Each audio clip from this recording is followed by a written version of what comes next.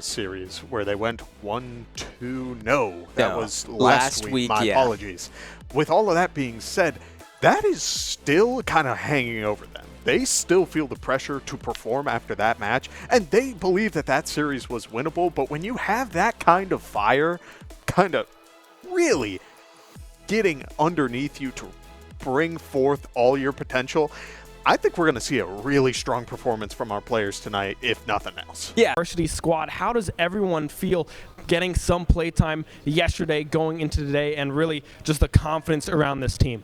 It's really promising and really confident when we get to sort of place these puzzle pieces, like you said, and just sort of use all of our tools that we have to our advantage. Like, we do have 5 very strong, very promising players, and it's amazing to see when we get to fit those players into their different slots.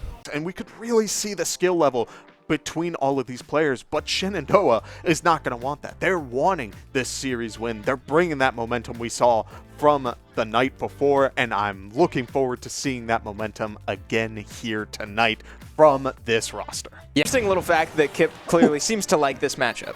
That hydrant, if it was just a little bit closer, would have taken Kip out. But the trampoline does make the save this time around. The clip earlier gets its vindication, Chris. Kip places the trampoline in the right spot to survive the spike, and we do see both players starting to get up to that super high percent where just about anything will take them out.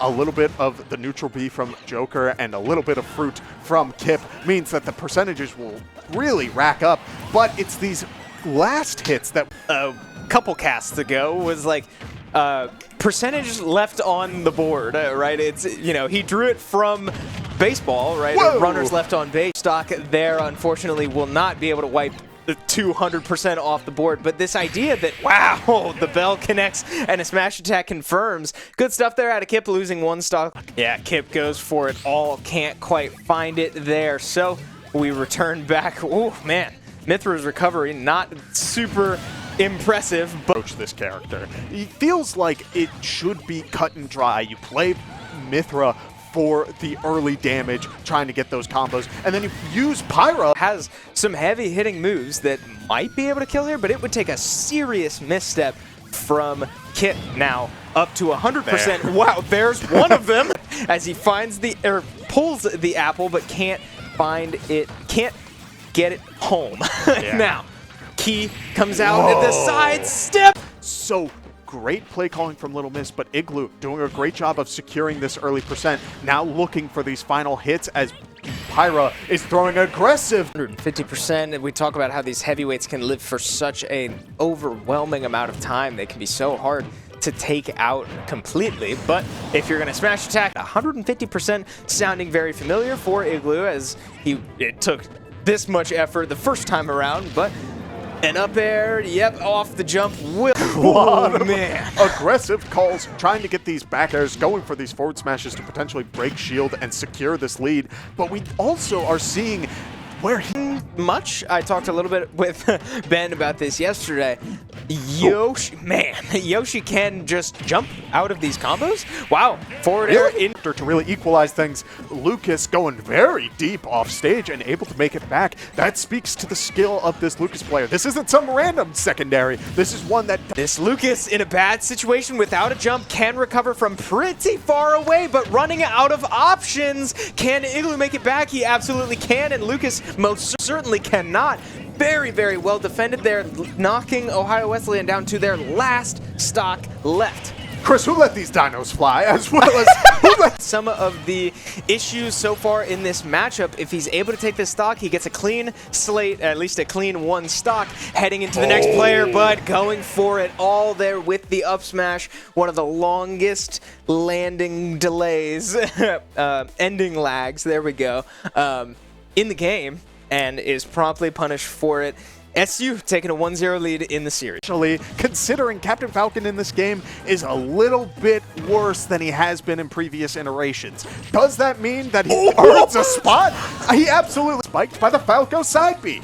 Wow, okay, we talked about offstage interactions and how every little moment can be so scary for every Smash player. A forward smash from the platform, from center stage, sending AJ all the way to the blast zone. Man, little interactions are what matter here. The laser connecting off that one. 117% now up on this Captain Falcon. And those lasers, man, they are flying out. The moment this Captain Falcon's off stage, that stuff matters. Yeah, we do see Back throw.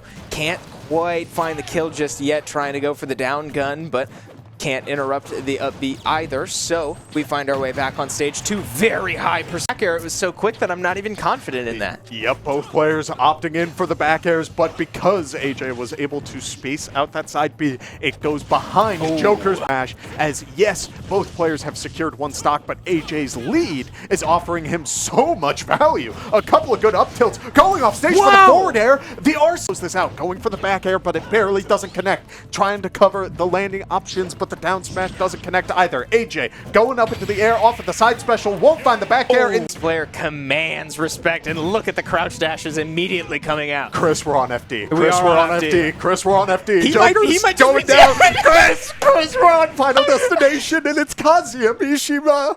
What are we doing, bro? What are we doing? So that's the fun part about getting stage counterpick, right? Joker, I mean, you saw the matchup preference for all 10 seconds that we were in game. Willie got to pick the stage. He takes you to a stage where you get no platforms, you get 0 escape options. It is so preferable for Kazuya. One good version of those grabs could send Mithra flying. We do see the electric combo online, immediately sent to the heavens, and it hasn't even... He was looking for that rising Dragon Fist, I believe is what it's called. That would do so much damage. Chris, look at how crazy of an angle that sends. She's not making it. Look at that. Willie immediately went for it again on Pyra getting off of that platform because it could just end around to play the factor of that last hit. It doesn't work out this time around, but he does follow the Pyra off stage, does not get the down air to connect, but the up special will, which means another 3 stocks fall, and Willie secures another handful of stocks in exchange for 1.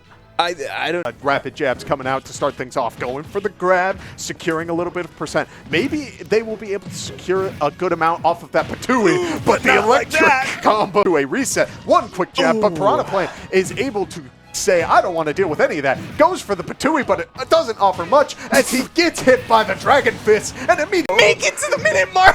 Oh no, the electric is the fist is not electric. To close it out, we do elapse the minute mark, and I say that as if it's a bad thing, but the forward smash does finally finish the job, and Willie goes in, takes 3 stocks, gets a big stretch, and goes about his business.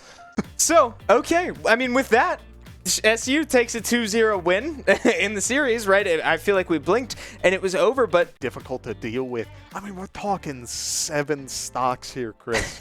What a menace! Yeah, if we're picking MVPs, right? Certainly one of the stars of this series.